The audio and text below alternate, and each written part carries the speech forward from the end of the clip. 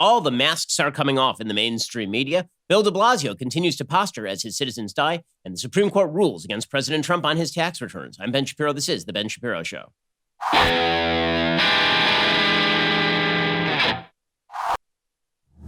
Today's Ben Shapiro Show is sponsored by ExpressVPN. Your online activity should not be public. Protect yourself at expressvpn.com/Ben.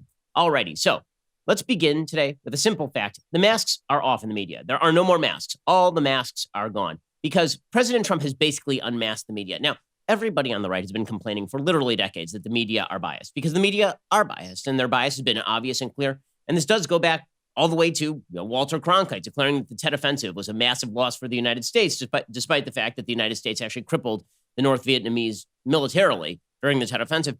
The media have long had a liberal bias, but now the masks are completely off, and members of the media are making it absolutely clear that the masks are completely off. And this holds in virtually every area of American life. It's truly incredible. I've never seen media coverage this bad. And it was really bad during 2016. And it was really bad in 2017 when all we got wall to wall for 2 years was Russian collusion scandal stuff, right? Now it's as though the media have just decided, you know what? We hate Trump so much. We hate people on the conservative side so much. We are just going to manipulate data and lie with the data and just lie with abandon. It's really, truly incredible. And this holds on every topic. It holds from race relations in the United States to the economy. It holds from COVID-19 to everything that is Constitution and history related. Like the media will just lie to you. And then they'll proclaim it journalism, right? The 1619 Project we put out there as journalism when it is nothing but propaganda. And narratives will be promulgated about how America is a deeply systemically evil, terrible, racist place, even when the evidence for that is incredibly scanty. The media have an agenda, and they're making that agenda clear every single day. It's incredible. It's on every topic. Let me take a topic that really should not be political, for example. Let me take the topic of what's going on with COVID-19. So right now, there's a big spike in the number of cases that we have seen in places like Texas, Arizona, California, right? We've seen these big spikes really across the Southwest and then in Florida as well. We've seen some spikes in Georgia too. We've seen an increase in caseload. Now, normally, when you are examining what exactly is the factor leading to the spike in caseload, what you might want to do is actually correlate the data. So, for example, if you are seeing a big spike in caseload and it is coming 8 to 10 weeks after the reopening, maybe, just maybe, it's not the reopening that is causing this. Maybe, just maybe, the most significant factor, you might posit, might be something like, are people spending lots of time indoors with air conditioning? Did it get so hot down south that everybody went in their houses or went out to public places, went to restaurants, and instead of eating outdoors, they ate indoors? Instead of hanging out with their friends on the beach, it was too hot, they went inside and they hung out at a bar, right? Wouldn't that be a factor that you would spend more time on? And in fact, the data tends to support this suggestion because if you actually look at many of the states that reopened at the same time, for example, Colorado and Georgia, they've had wildly variant caseloads. So Colorado reopened literally the same day, I believe, the same week for sure as Georgia, and got no attention for it because, of course, the governor of Colorado is a Democrat and the governor of Georgia is a Republican. And so Georgia was going to be the place where everyone dies, right? Everyone's going to die in Georgia,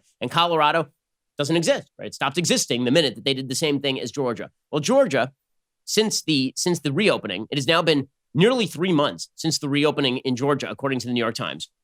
They have started to experience an uptick in cases, right? They're up about 245% in cases, which is a significant uptick in the number of cases. And they're starting to see more people hospitalized and more people who are going to ICUs. Now, is it an incredibly massive number of people who are doing this?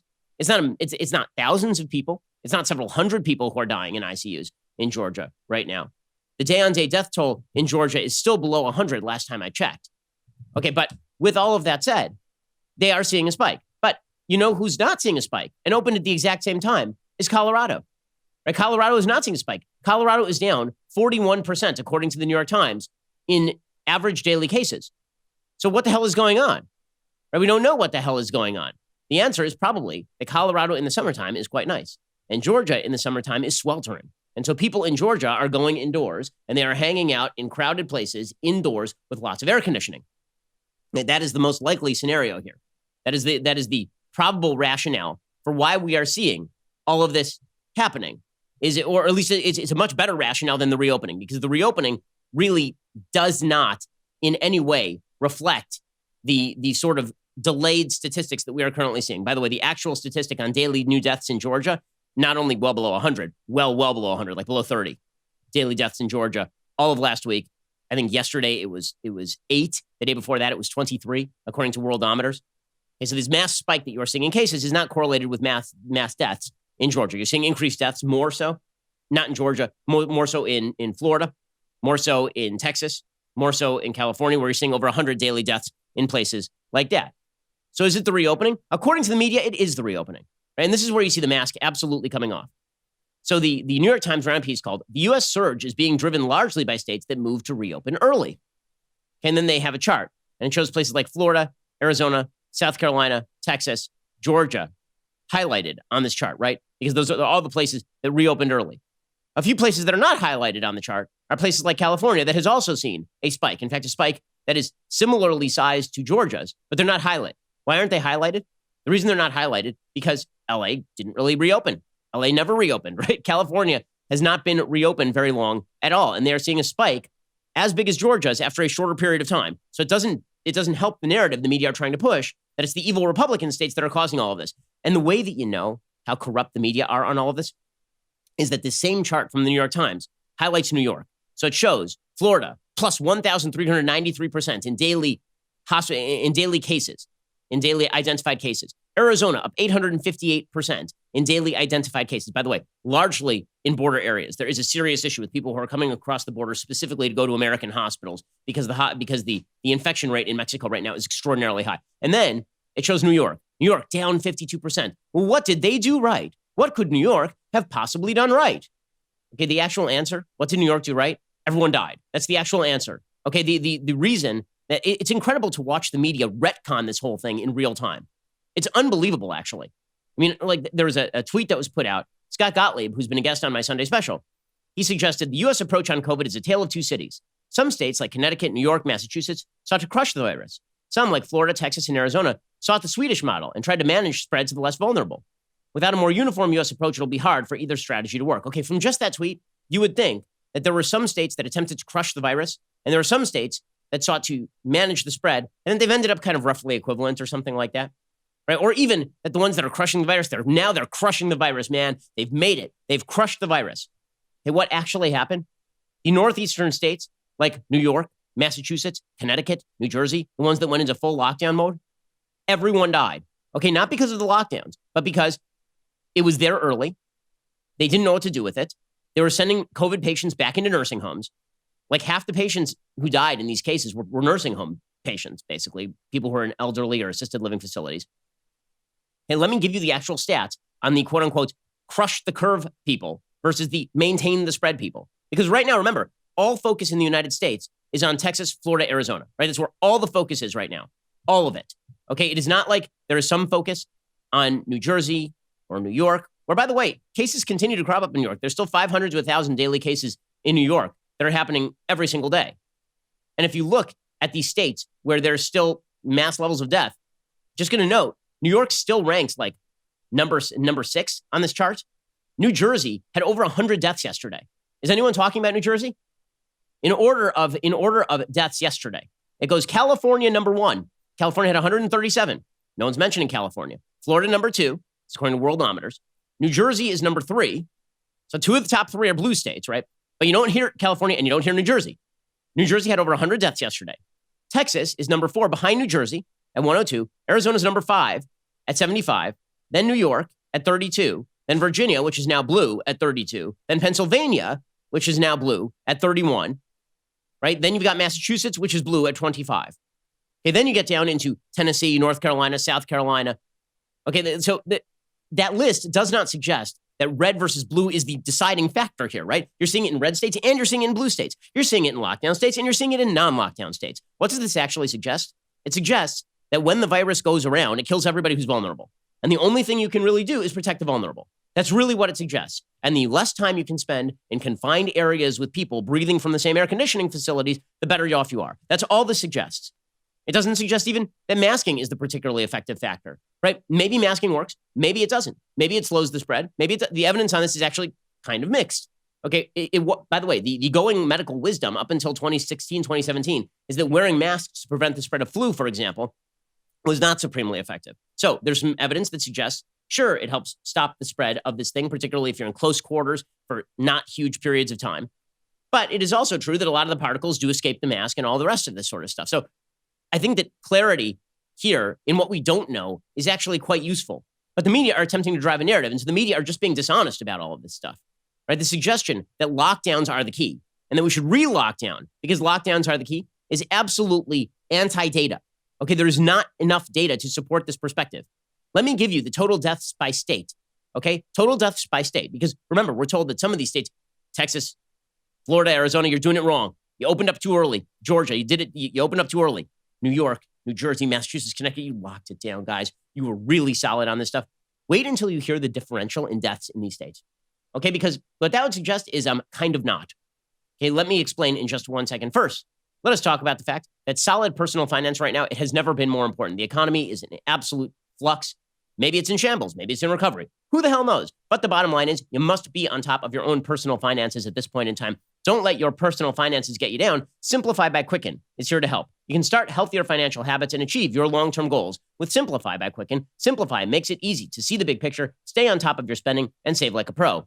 Say goodbye to surprise charges from subscriptions you forgot you signed up for. Simplify by Quicken makes it easy to monitor all your spending so you're never in the dark. You're right on top of your own data in granular fashion. Other financial apps primarily track what's already happened in the past, but Simplify helps you plan for the future. You can get personalized tips and insights to help develop healthy long-term habits and stay on top of your finances now and forever. Start your free 30-day trial of Simplify today when you download our app or visit simplifymoney.com/Shapiro. That's SIMPLIFI money.com/Shapiro. Simplify with an I at the end, money.com/Shapiro to start your free 30-day trial of Simplify today and get control of your personal finances. Technology can help you out in a time like this. Go check out Simplify Money with an I at the end, simplifymoney.com/Shapiro for the free 30-day trial when you download the app. Okay, so here are the actual death statistics from each of these states. Because remember, the narrative of the media is, that was the New York Times' headline, not my headline,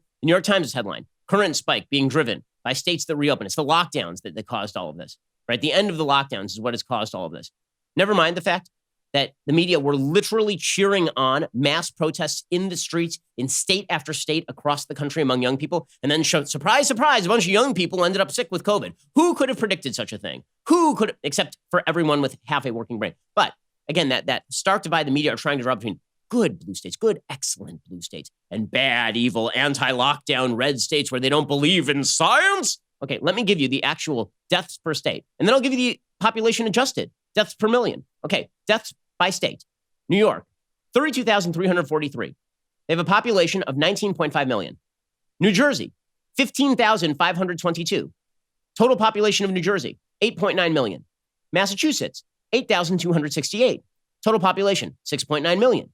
Connecticut, 4,348. Total population, 3.5 million. Okay, so some of those states you haven't even heard about, right? You've heard a lot about New York and New Jersey because those were the big headlines.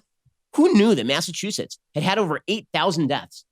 8,000, that's a lot of deaths, guys. Okay, who knew that Connecticut, which is a tiny postage stamp of a state, who knew that Connecticut, gorgeous state, but only 3.5 million people live there, had over 4,000 deaths? Who knew that? That's a big number for a very small state.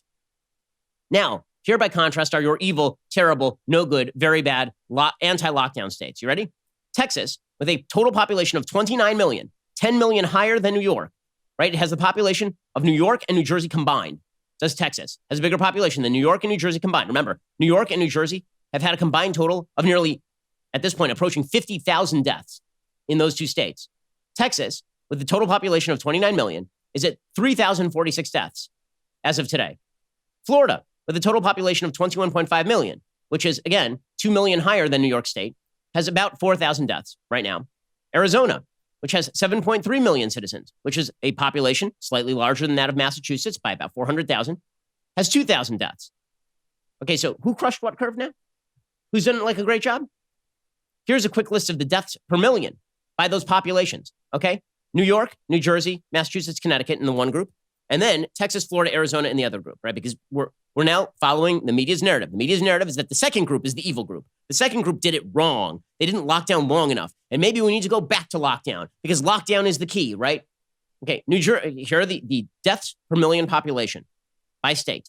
New York, 1,663. New Jersey, 1,748. Massachusetts, 1,200. Connecticut, 1,200.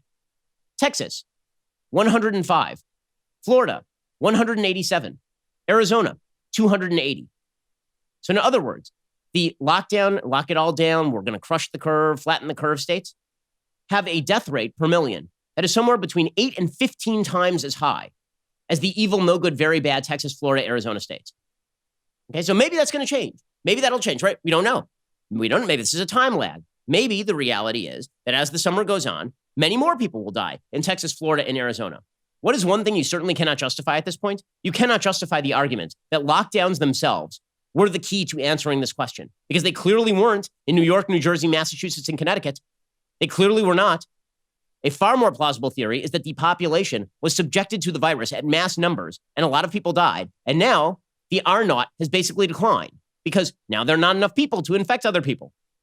Because once a significant percentage of your population's already had this thing, well, then you've reached some level of quasi-herd immunity. At least you've slowed the spread. There are two ways to slow the spread, right? One is to prevent people from getting the infection in the first place. The second is you take people off the board. Unfortunately, tragically, either many people died from this thing or they were infected and then they recovered, right? And now they can't pass the thing. But the media are so invested in the narrative that they are willing to sell you a basic lie. And that's incredible. That's incredible. And again, the basic lie is driven in pursuit of a broader agenda. And that broader agenda is we got to keep everything shut down. Everything has to be shut down. And if you mention that the schools, you might want to open them, if you suggest that companies should remain open, well, then you're the bad guy. Now, let's be real about this. At no point along this entire way is anyone in the media being honest with you that there is no alternative by which we all remain locked down until a vaccine is available. That is not an alternative. It is not a thing that is going to happen. It's not happening in Europe. France has already announced they're not going back into lockdown. If they start to have another uptick, they're not going back into lockdown, right? They're just going to move with mitigation. Canada has basically suggested the same thing. The idea that everybody's going to go back into lockdown until a non-existent vaccine that may never arrive properly is going to save us all from the Deus Ex Machina style. Like, I wish, you wish, we all wish, right? But that doesn't have anything to do with reality. The reality is we're all going to have to learn how we live with this thing. And this brings up the question of schools, which we're going to get to in just a second. Okay, again, all of this tied into a broader narrative about the media's newfound honesty in their dishonesty. Right now, they're still, it's amazing. They're still claiming objectivity. At the same time, they are openly promoting particular points of view. And, like, openly, not hiding it anymore. We're going to get to more of this in just 1 second. First, let's talk about if you are web browsing without a VPN to protect yourself, you're being a fool. I know many of you are thinking right now, but I use incognito mode. Okay, incognito mode doesn't hide your activity. It doesn't matter what mode you use or how many times you cleared that browsing history. Your ISP can still see every single website you've ever visited, which is why even when I'm at home, I never go online without using ExpressVPN. It doesn't matter if you get your internet from Verizon or Comcast. ISPs in the United States can legally sell your information to ad companies. ExpressVPN is an app that reroutes your internet connection through their secure servers, so your ISP can't see the sites you visit. ExpressVPN also keeps all your information secure by encrypting 100% of your data with the most powerful encryption available. Most of the time, I don't even realize I have ExpressVPN on. It runs seamlessly in the background. It is easy to use. All you have to do is tap one button and you are now protected. ExpressVPN is available on all your devices, phones, computers, even your smart TV, so there really is no excuse for you not to be using it. It's always a good idea to protect yourself from bad actors, hackers, people who want your data, your information. Protect your online activity today with the VPN rated #1 by CNET and Wired. Visit my exclusive link, expressvpn.com/Ben. You can get an extra 3 months for free on a 1-year package. That's expressvpn.com/Ben, expressvpn.com/Ben to learn more. Go check them out right now. Okay, so the media's narrative on a lot of this stuff is obviously driven by politics more than it is driven by data. The reality is that hospitals are indeed seeing an increased burden. We are not seeing the hospitals being overloaded. Even in New York, by the way, where it got really close to being overloaded, they were actually not overloaded with COVID, right? A lot of the facilities ended up going empty, the new facilities that were built. One Houston ER doctor, right? Things are bad in Houston. One Houston ER doctor said, you guys really you need to stop making the comparison to New York, because this ain't New York, right? We are seeing an uptick in cases and we are seeing an uptick in hospitalizations, but we have resources. This is not New York. I think everybody's worried about, the continued escalating cases and what happens then. But today we are full, but we are making new beds and we are pulling more people into work and staff those beds. So that's where we're at. It's certainly not as bad as it was in New York City. And my colleagues there went through. It's horrifying what they went through. We are not at that point.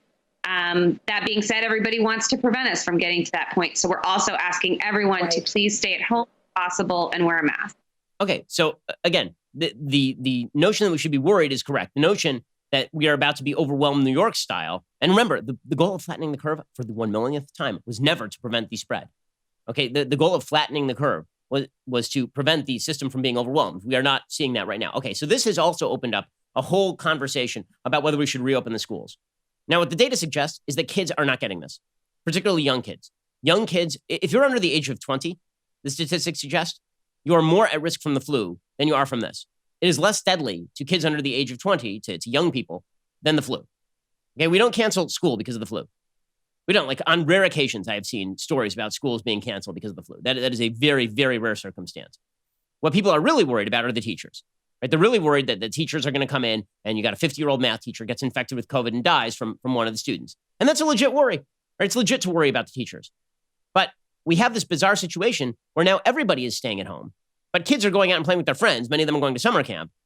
And then you basically have de facto school, right? You have de facto kids getting together with counselors, and then they come home and their parents are older. Like, in other words, a lot of this doesn't make any sense. So President Trump has said, listen, we should open the schools. What we are seeing right now with vast numbers of kids, like literally 40% of kids apparently in Los Angeles, never even did one Zoom session in school during the last school year. So when things shut down, they just were like, okay, well, I guess it's summer. And it was the middle of March, right? So the idea that we're going to have an entire another school year where people are going to school for 2 days a week, where 4-year-olds are socially distancing and this kind of thing, like that is really not a possibility. And there have been some columnists in the New York Times who are not of the right saying, listen, what are you going to do for like single moms who have to work, right? They have to work. What's your plan here? Because you're basically suggesting that they have no childcare. Remember, school isn't just a place where kids learn. It is also a place where parents drop off their kids and then go to work. So what exactly happens here? So it seems like schooling is kind of idle. And it also seems like one of the only things we know about this disease is that it does not strike kids. Thank God, right? That is one of the only things we know, which would suggest that maybe some creative solutions could be in the offing. So, for example, why not have schools? My friend John Podhoretz on the Commentary Podcast magazine, which is definitely worth the subscription. You should go listen to it. John Podhoretz has made the suggestion. I think it's a smart suggestion. Why not have schools where kids go to school and you have 21-year-old out of college proctors, basically, and then the teacher Zooms in? Why is it that the teacher has to Zoom into all their kids in their own homes? Why not let the kids go to school? Right? Then you have sort of the best of both worlds, and you have younger teachers who are there who are likely not going to be infected with this in a very serious way, right? You have a bunch of, if you're 21 or 22, you're not dying from this thing on a statistical level. Some people will die. That's a real exception, statistically speaking. And why isn't that on the table? But the idea is if you even mention opening schools, it's because you don't care about the children. Well, but kids aren't dying from this. What the hell are you talking about? What you're really talking about is protecting the teachers. Okay, fair enough. But you don't shut down the schools to protect the teachers. Right? If the education is for the students, what you do is you make sure that the students can go to school, and then you let the teachers Skype in. Right? Why is this off the table? So Trump mentions this and all hell breaks loose. We have to open our schools. Open our schools. Stop this nonsense. We open our schools.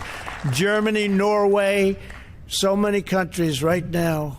They're open. The schools are open, and they're doing just fine, and they're opening in the fall.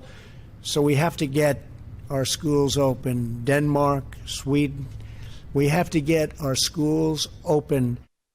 Okay, so people are saying, yeah, but all those places have this thing under control. And that's true. That's true. It makes things a lot easier when you don't have a large baseline of cases. Right? That's true. But it is also true that the rate of kids dying from this thing is the same across the world, right? And that is extraordinarily low. So then you have Nancy Pelosi just demagoguing this thing, right? Nancy Pelosi says, we don't want our children risking school. The kids aren't at risk, okay? They're the only subgroup of the population who are at lower risk for this thing than they are of the flu. But here's Nancy Pelosi. I mean, this is just lying with not even real statistics, with fake statistics. Secretary of Education indicated that children should go to school. They have to take risks. Everybody takes risks. Take risks to ride a bicycle, to be an astronaut. There's risk. You have to take risk. No, we don't want our children to take risk to go to school. We're supposed to mitigate for any damage. We're supposed to keep them safe. So with stiff competition, that was one of the most ill-informed statement. Stiff competition, though, in this administration on this and other subjects. Okay, that's absurd. Okay, the risk to kids from going to school from this thing is lower than the risk to the kids going to school with the flu out and about, right? And so she's just lying about this sort of stuff. But this has become, again, the conventional wisdom is in the media. How dare we discuss going to school again? Like 2 weeks ago, again, half the left was like, kids need to go to school so parents can go to work. Because what do we do with all the single moms who need to work? And now it's like Nancy Pelosi's out there. The kids are at risk. The kids are not at risk. Like, that's the only thing we do know. We know very little about this virus. That is literally one of the only things we know.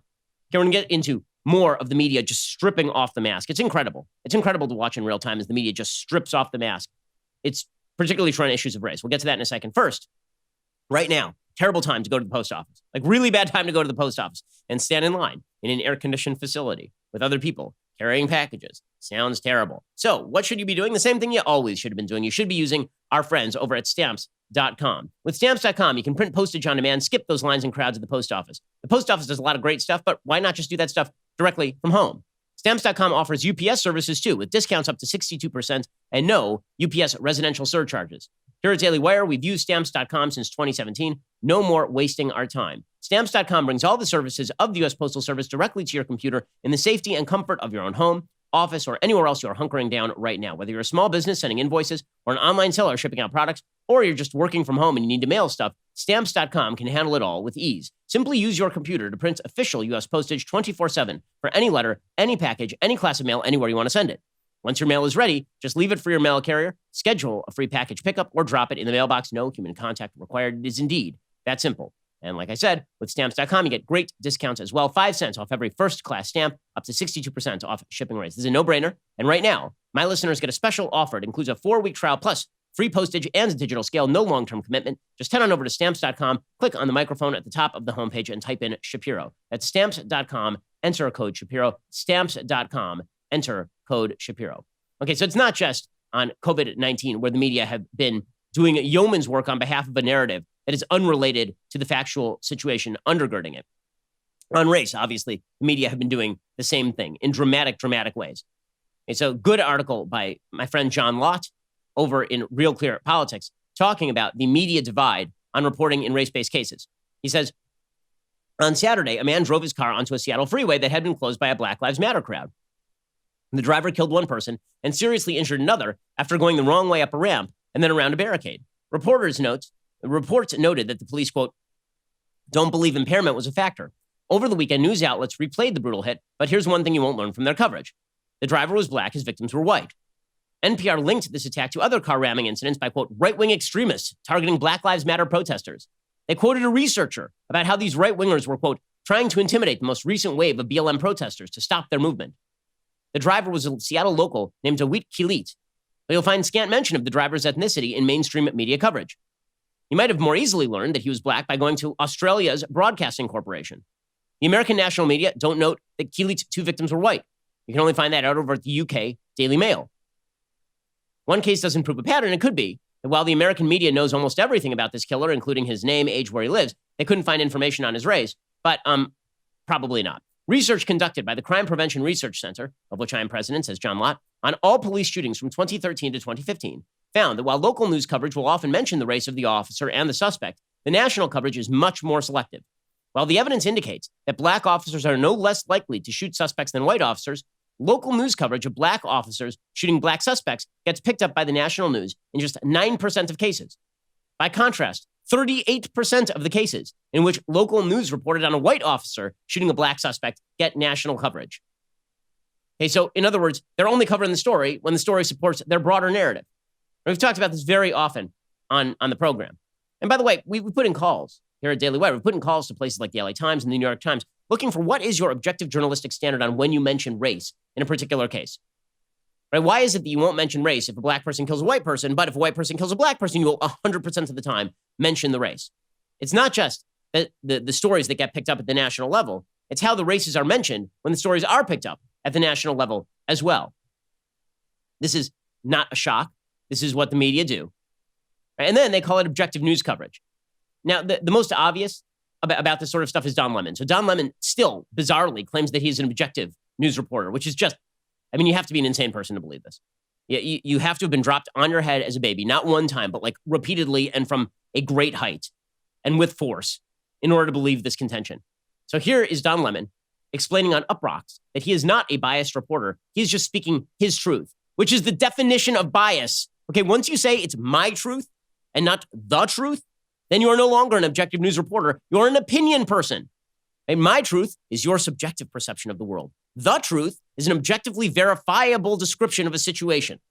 Here is Don Lemon conflating the two and then claiming that he's an objective news reporter. My role as a journalist is to speak from my truth and from my lens and from where I come from.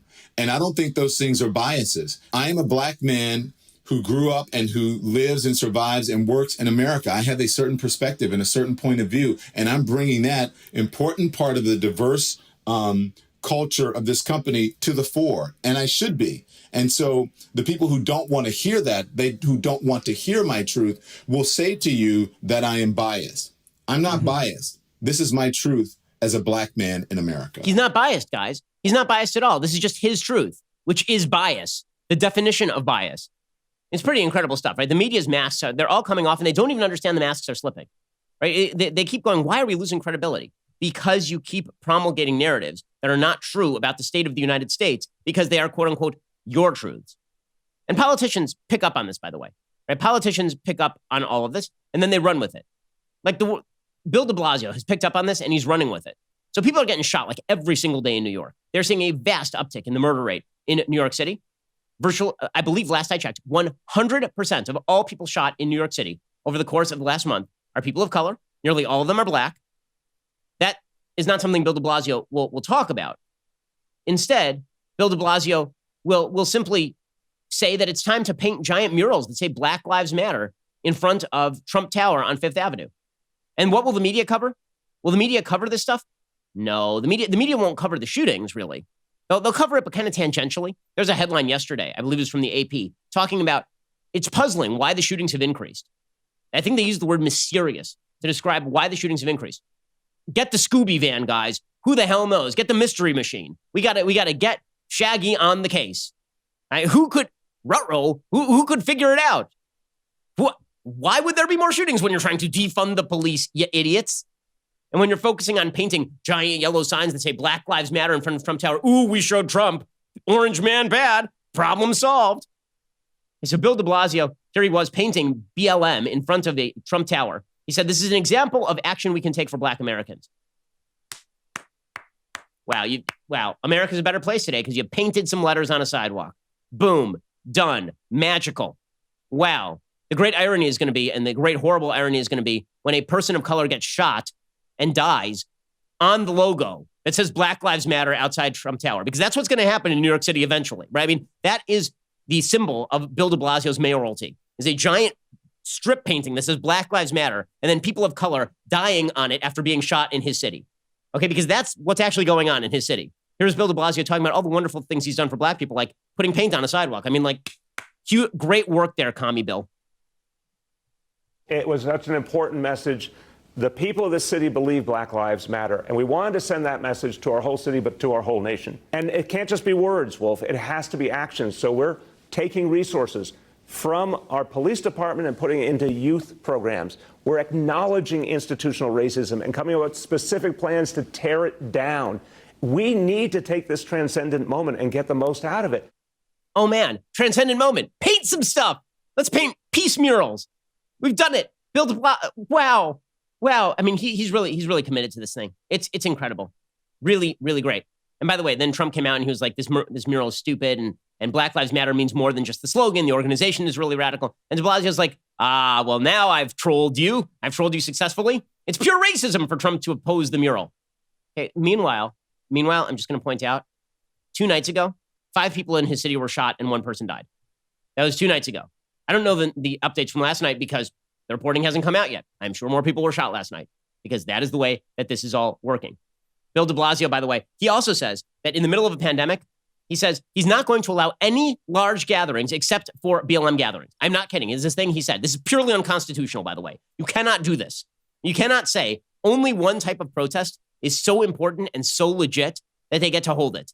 Right? That's not the way the First Amendment works in the United States. Here's Bill de Blasio, Commie Bill, explaining.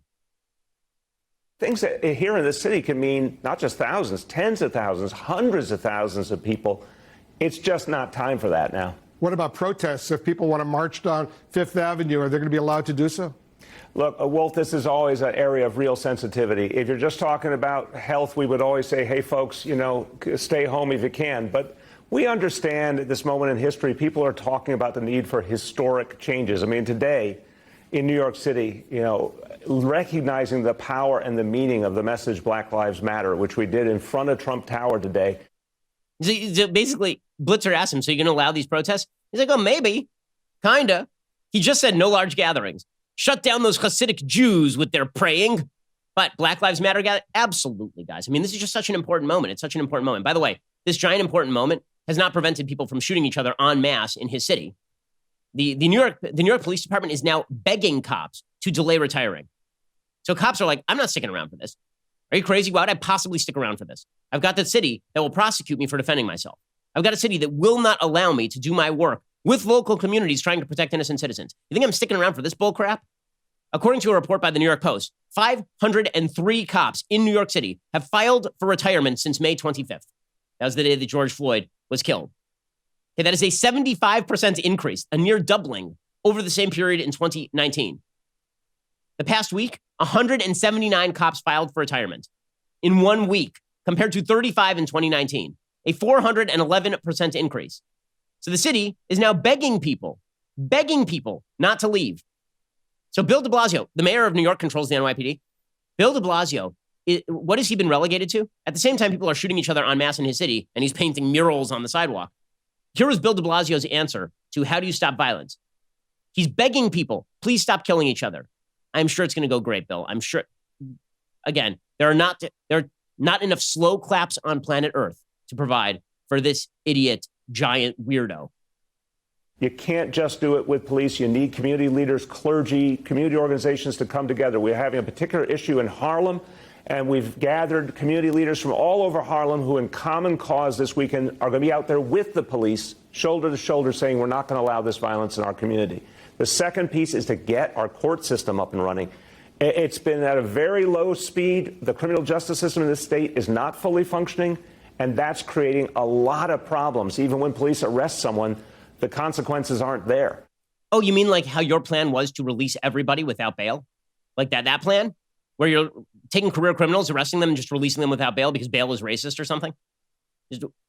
This guy. But the media continue to promulgate the narrative that Bill de Blasio is like a racial justice warrior while black people are getting shot en masse in his city. It's unbelievable. It truly is incredible.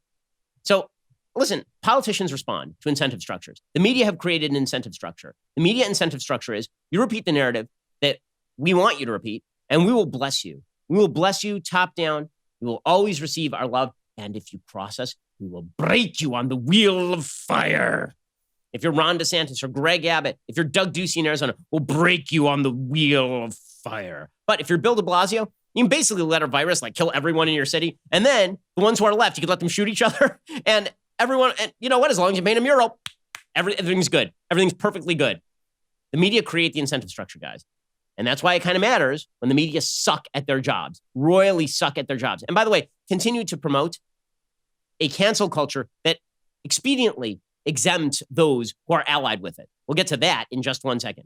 First, let's talk about the fact that right now, bad time to go to an auto parts store. Instead, why not check out rockauto.com? It's a lot easier than going to an auto parts store. You're going to save a lot of money over going to an auto parts store. Sometimes auto parts stores will actually charge you differently based on whether you're a professional or a do-it-yourselfer. Not at rockauto.com. It's one low price for everybody. They charge much lower prices than the big box stores you're used to going to. Rockauto.com always offers the lowest prices possible rather than changing the prices based on what the market will bear, like airlines do.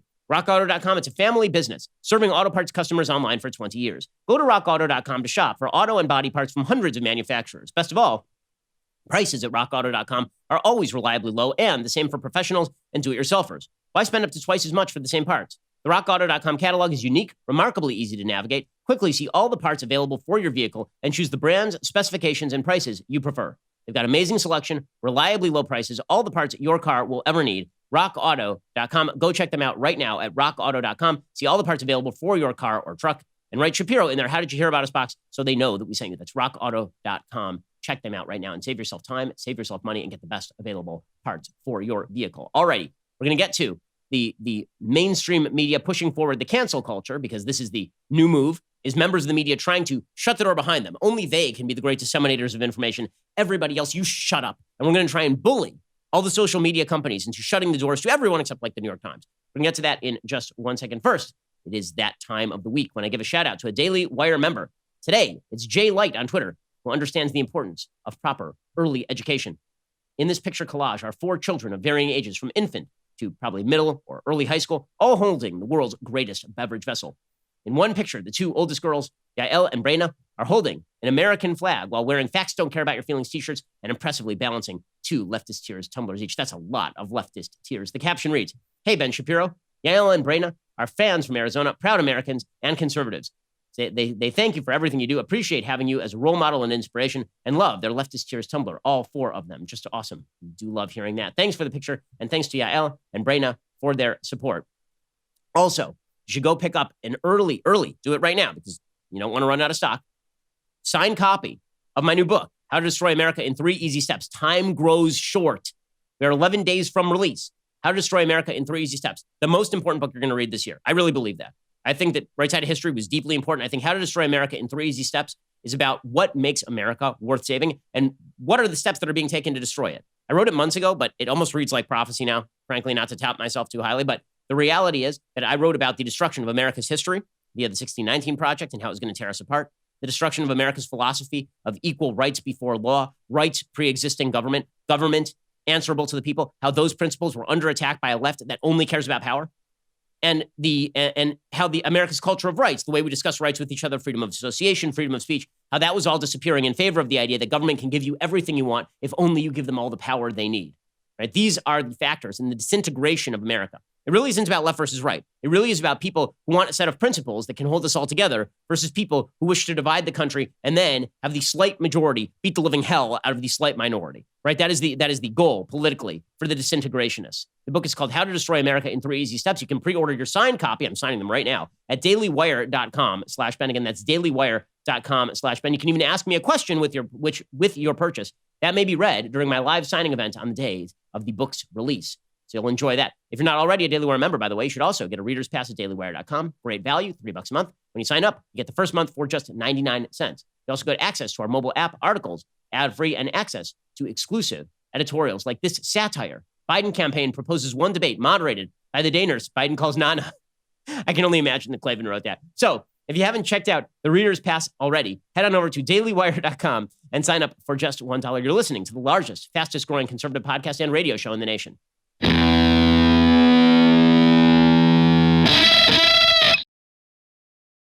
Okay, so the media and the left have united in promoting cancel culture, obviously. You're only canceled, by the way, if you are not a member of the cancel culture. So if you are a member of the braying mob, you will never be canceled. Right? As long as you bray along with the mob for people's heads, you're fine. Perfect example, Joy Reid. Remember that time that Joy Reid had like a bunch of really, really bad old tweets? Remember? And this is the game that we play online, is we find your bad old tweets. Capital B, capital O, capital T. Bad old tweets, trademark, right? That we find your bad old tweets, we resurface them, and then we come after your career. Well, probably a year ago, a bunch of bad old Joy Reid tweets surfaced, like on race and on homosexuality, and they're pretty yucky, right? And Joy Reid promptly claimed that she had been hacked retroactively. And Marty McFly got in his time machine and went back to 2006 and hacked into Joy Reid's blog page and put up all these old posts. Somehow the mysterious one-armed blogger was never found. Okay, so it turns out that obviously that doesn't exist. She wrote the stuff, but she's not canceled. Joy Reid's not. She now has a brand new show on MSNBC. Oh, yeah. She has hosted the MSNBC weekend talk show AM Joy since 2016. She's going to move to the 7 p.m. hour on July 20th. Her show, The Readout, succeeds hardball, and it has Chris Matthews, which is sad. I mean, first of all, I do miss my Chris Matthews impersonation. You can just imagine him at home. Joy Reid, they threw me out for being a jerk. And I put this lady on who has old tweets talking about homophobia? What the hell happened here? Well, the answer here is that Chris Matthews was out of step with the times, but Joy Reid is a full-fledged member of the Committee on Public Safety over at MSNBC, and she is willing to guillotine anyone who disagrees with the left, politically speaking. Miss Reid's promotion, says the New York Times, is a significant programming move by Cesar Conde, the new chairman of NBC's news network. Black women, including Gayle King of CBS and Robin Roberts of ABC, hold leading roles in morning and daytime television, but none currently host a nightly evening show on a major network. The last to do so was Gwen Ifill, who co-anchored PBS NewsHour until shortly before her death in 2016. Evening and primetime news has been a universe of white men, really since I was growing up, said Miss Reed. For somebody who grew up as a nerdy kid obsessed with news, watching Nightline and Meet the Press, the idea of being a part of that family has always just been kind of overwhelming. Well, good for her, because now it turns out the cancel culture does not come after you if you are a member of the cancel culture. The New York Times buries down in this piece that Reed apologized for writing mocking claims that Charlie Crist, former Florida governor, was gay. But then there are additional posts where she opined that most straight people cringe at the sight of two men kissing, and a lot of heterosexuals, especially men, find the idea of homosexual sex to be gross. And she said Rachel Maddow held views at the most left-wing end of the political spectrum. She claimed the posts had been fabricated.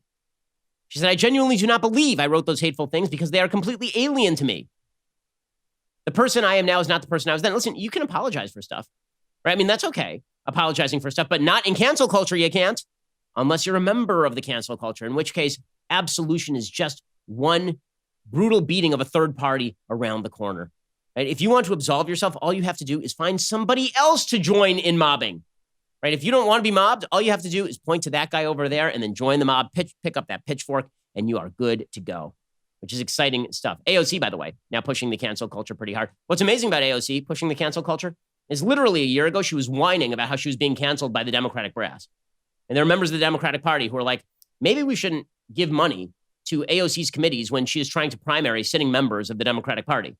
And she was like, this is mean, this is cruel. And now she's like, cancel culture doesn't even exist. So people who are actually canceled, like, don't get their thoughts published and amplified in major outlets. This has been a public service announcement. Okay, well, a lot of people who are canceled don't get their thoughts published and amplified in major outlets. In fact, I can think of somebody who was the editor of the New York Times op-ed page who just got fired for amplifying a message that the left didn't like in the New York Times op-ed page. Right? That editor got fired for that. She said, but it doesn't exist. She says, the term cancel culture comes from entitlement, as though the person complaining has the right to a large captive audience, and one is a victim if people choose to tune them out. Odds are you're not actually canceled. You're just being challenged, held accountable, or unliked. Oh, is that what the odds are? Is that what the odds are? Listen, nobody cares about being criticized more than AOC. Right? She claimed I was catcalling her when I suggested that she come on my Sunday special. Okay, this is a person who really, really does not like criticism in any way. And I get a lot of criticism. I don't care. I haven't been canceled, except on college campuses where I was literally canceled from some college campuses, right? That's happened. Right? That's cancel culture. People attempting to go after advertisers, or people attempting to go to corporations to try and blacklist people. That's cancel culture. But people criticizing me is not cancel culture. I've taken plenty of it. I'll take plenty more, and sometimes I deserve it. But this notion from people like AOC that cancel culture purely does not exist at a time when people are openly trying to cancel people and ruin their businesses and ruin their livelihoods is pretty incredible. She says, I have an entire TV network dedicated to stoking hatred of me. A white supremacist with a popular network show regularly distorts me in dangerous ways. And it's a normal part of my existence to get death threats from their audience. You don't see me complaining about cancel culture. Well, actually, again, you did like a year ago. She says, many of the people actually canceled are those long denied a fair hearing of their ideas to begin with. And this is where we get into, it's not cancel culture unless I agree with the people who are being canceled. Then it's canceled culture. So she says, Palestinian human rights advocates have been canceled. Really, have they? Have they now? Because it seems like the entire editorial board of the New York Times routinely amplifies the ideas of so-called Palestinian human rights advocates. She says abolitionists have been canceled. Abolitionists have been canceled? What? Like, of slavery? Abolitionists have been canceled? I feel like it's a pretty thoroughgoing ideology in the United States if you want to abolish slavery. She says anti-capitalists have been canceled. No, they just canceled themselves because they couldn't actually engage in the business world. And she says anti-imperialists have been canceled. Really, anti-imperialists have been canceled. Are you serious now? She says, not spicy contrarians who want to play devil's advocate with your basic rights in the New York Times. Okay, if they have their editorials run and then canceled, like pulled because their ideas are not appropriate in the New York Times, that is the definition of a cancellation. They were literally canceled. But apparently cancel culture is good with AOC. She just recharacterizes this. The playing with words is pretty incredible here. The left does it all the time. Cancel culture is no longer cancel culture. It's just accountability. Racism is no longer racism. Support of the system is racism. Like the linguistic tricks the left plays on a routine basis are really quite awful. And the media go along with them. And by the way, the media loves this cancel culture stuff because it allows them to play Nightcrawler. right? Not the Jake Gyllenhaal movie. Nightcrawler, again, I've mentioned this on the show. It really is this. Jake Gyllenhaal plays a sociopathic photographer who makes money by freelancing. He'll hear a call on the radio that there's been a car crash. He'll drive over there. He'll take pictures and sell it to the local news. And then he realizes, hey, wait a second. If I actually stage this stuff, I'm the first person on scene. Or if I like kill somebody and then I take pictures of it, then I'm the first person who can make money off of that. Right? Well, that's the media when it comes to cancel culture. So the media will do things like a bad old tweet just resurfaced, guys. And it's like, well, how did it resurface? I stumbled on it while I was just searching the advanced search function on Twitter for specific people to cancel. And then what they do is they'll say, and you know what's even bigger news? I'm going to call up an advertiser on that person's show, and I'm going to ask them whether they approve of this. That's not news. It's not news that people advertise on shows. And they've been doing this to Tucker Carlson for years. They've done this with me. They do this with everybody on the right. That's not news. That's activism. If what you're doing is literally indistinguishable from the sleeping giants or Media Matters of the world, then you're just sleeping giants or Media Matters. And that's fine, but just to own it. But the media won't own it. So instead, you get articles like this one from the Washington Post about Goya Foods. So Goya Foods is a Latino-owned food company, which does enormous amounts of charitable work in Latin and South America, like enormous amounts of this stuff. Okay, but Goya Foods CEO Robert Unanu committed a sin, a grave, evil sin. He stood alongside President Trump. He said, we're all truly blessed at the same time to have a leader like President Trump, who's a builder. That's what my grandfather did. He came to this country to build, to grow, to prosper. So we have an incredible builder. We pray for our leadership, for our president. We pray for our country that we will continue to prosper and to grow. Terrible. What was he there to do, by the way? He was there to mark Trump signing an executive order pledging to improve Hispanic Americans' access to educational and economic opportunities. Obviously a bad, bad man. Very bad. So AOC tweeted, oh, look, it's the sound of me Googling how to make your own adobo. Because now I'm not going to go to Goya anymore. Now Castro urged Americans to, quote, think twice before buying Goya products. If the CEO praised Trump, it is time to remove support from this. And the media just run with it. The Washington Post has a long article about all of this. By the way, they employ thousands of people worldwide. In past interviews, members of the Unanu family have credited the brand's authenticity for its popularity. But, says the Washington Post, maybe we should take a second look. We're just reporting, guys. We're just reporting. It is not worthy of a massive report on Goya Foods when a few losers on Twitter decide that they are going to boycott people that they don't like. Again, if you think the Goya is going under because the CEO praised President Trump, you're an idiot. But apparently it's news so long as the media make it news. This is the way the media push all this stuff. In the same way that the media push the boycotts of Facebook in order to get Facebook to lower its standards for what constitutes hate speech and therefore go after people that the media don't like and shut the doors of the media to other actors in the media. As I mentioned yesterday, New York Times spends tens of millions of dollars every year on Facebook marketing its own material, but they want to make sure that Facebook cuts down the popularity of people that they don't like. The media's malaction here it continues to be the great story in the unraveling of America. Because it turns out the people who are supposed to translate the experts to you are not translating. They're just telling you something different from what the experts say. It turns out the people who are supposed to bring you objective truth are giving you their truth. It turns out that the people who are supposed to be reporting on the news are instead part of the news and making the news. It turns out that that's what a lot of this is all about. And that's going to get better. That's going to get worse, not better, unfortunately. Again, this is not the only example. Again, there's a guy named Thomas Bosco who owns the Indian Road Cafe in Manhattan. He voted for President Trump in 2016. And now there are a bunch of people who are trying to boycott him, and the media are covering it. Right? The New York Times is covering it.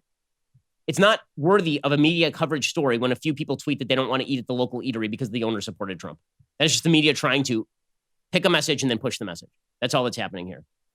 Okay. Meanwhile, I'd be remiss if I did not comment on the Supreme Court ruling suggesting that President Trump has to turn over his tax records. So the Supreme Court ruled yesterday that prosecutors in New York can see President Trump's financial records. The decision said he has no absolute right to block release of the papers. Now, that's not a shock. I mean, his claim was overbroad. Even Clarence Thomas, it was a 7-2 decision on this one, because the claim Trump was making was overbroad. He was basically saying anything that could possibly impact my performance as president under any circumstances cannot be turned over to a local prosecutor. And that's way too broad a case. Even Clarence Thomas was like, that's way too broad a case. Thomas ruled that the problem was that Trump can then claim that once the specific subpoena is made for the tax records, that he was likely to win it. So it should be remanded back to the district court, and Trump should do that, and we should basically just dismiss the case from Cyrus Vance. But there's basic unanimity on the court that you don't, that you can simply block all access to paperwork because you're the president of the United States. Chief Justice John Roberts said no citizen, not even the president, is categorically above the common duty to produce evidence when called upon in a criminal proceeding. He said Trump can still raise objections to the scope and relevance of the subpoena. So what does that mean? Well, the kind of going notion is that Trump lost the case and it's really bad for him, but not really, because this thing gets remanded back to the lowest level, and then Trump can simply say the subpoena is too broad. Justices Clarence Thomas and Samuel Alito dissented. President Trump then went after the court. Right? He said that the court is really bad and really terrible. Listen, the court may be bad and terrible for a variety of reasons, but this is not one of them. This ruling is actually not particularly controversial.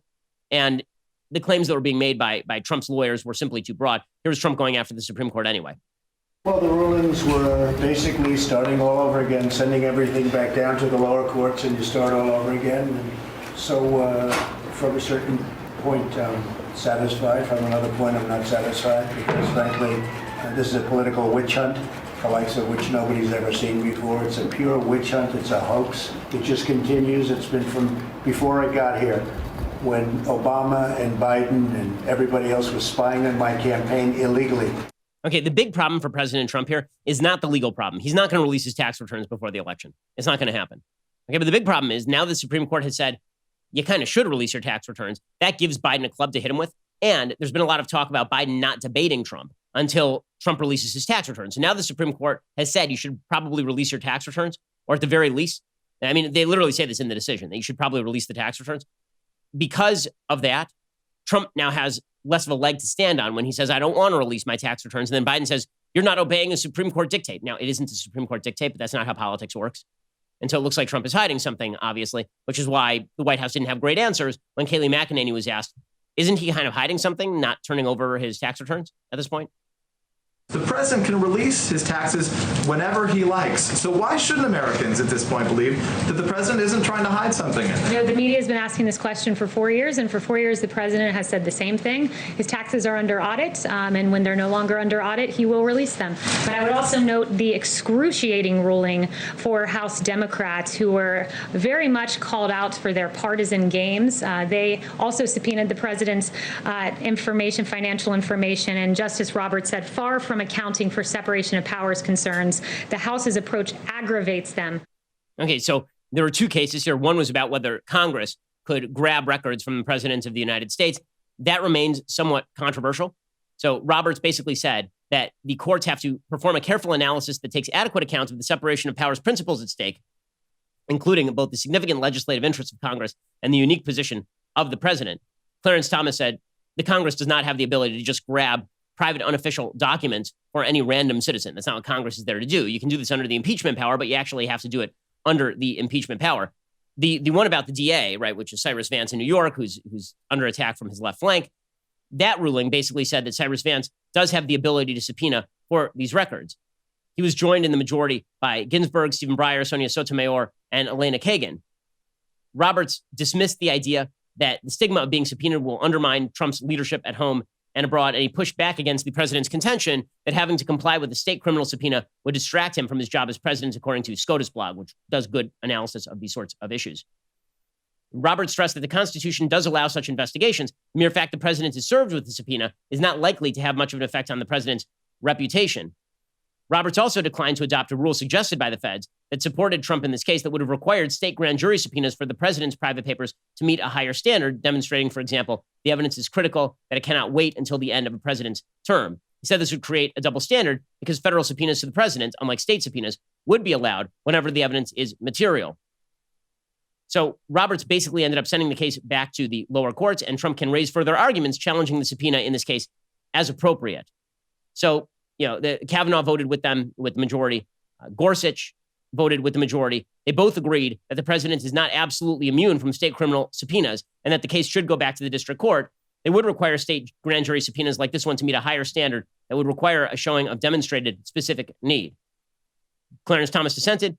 He said the president isn't immune from the issuance of the subpoena, but that the president may be entitled to relief from the enforcement of a subpoena, and Alito also dissented in this case. Bottom line here, is that, again, it's more of a political problem than a legal problem for Trump. Because by the time this whole thing works its way through the system, it's already July. The election will have already happened. And by the time this goes back to a local court and there's a big legal fight over all of this, it's probably November, December. But all it really does is it puts back on top of the table, why is Trump hiding all this information? It'll set the speculation going anew, and that is not a great shock. So another hit for the president politically, even though it really isn't that much of a hit at him, legally speaking. Alrighty, folks. Well, we have reached the end of today's show, but don't worry. Next week, there's much more show to come, and we'll recap everything for you. Plus, make sure you tune in this Sunday for the Sunday special compilation of the intellectual dark web. Couldn't be more relevant today. Go check it out on Sunday. You're listening to The Ben Shapiro Show.